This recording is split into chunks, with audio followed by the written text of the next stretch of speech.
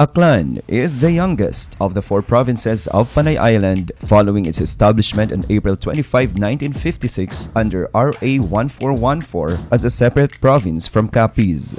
It has 17 municipalities and 327 barangays with 2 congressional districts. The province classified by the Department of Finance as a second-class province with a total receipt of 1,539,805,951 centavos and a net income of 238,621,445 centavos in 2020.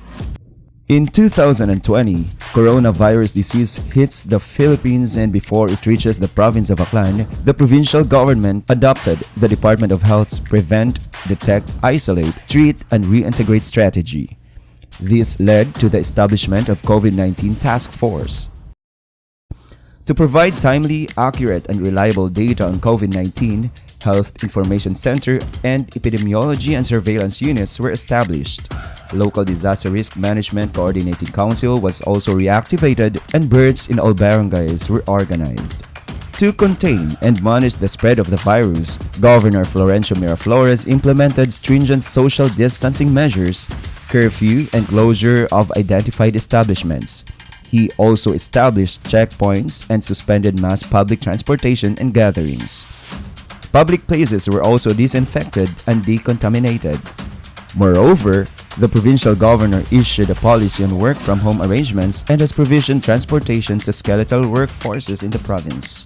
As coronavirus spread in Aklan, Dr. Rafael S. Tumbucon Memorial Hospital, a government-run provincial hospital, was designated to receive, screen, and treat coronavirus patients with severe symptoms. PGA Aklan also converted the Governor Corazon L. Cabagna Tourism and Training Center, or the Aklan Training Center, as COVID-19 quarantine facility that houses COVID-19 suspected and confirmed cases with no or mild symptoms. While on quarantine, patients' basic needs were provided and health conditions were regularly monitored.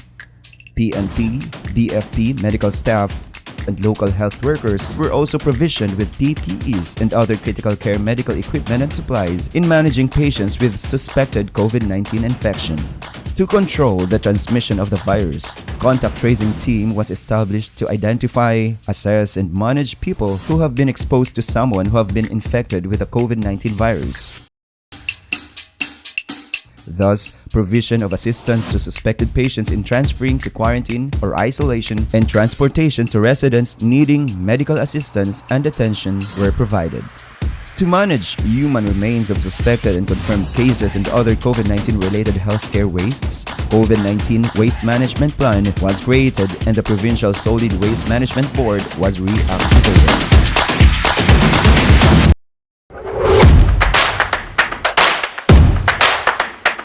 As the pandemic affects our local economy, Local Price Coordinating Council was reactivated and price freeze on basic commodities was enforced.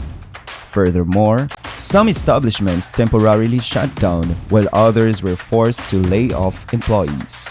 PGA Aklan provided assistance to identified families with senior citizens, persons with disabilities, informal economy sectors, indigent families, and underprivileged through the distribution of the Social Amelioration Program and Quick Response Funds. In addition, support was also provided to Agrarian Reform Beneficiaries Organization, and hazard pay was given to identified health frontliners and government workers.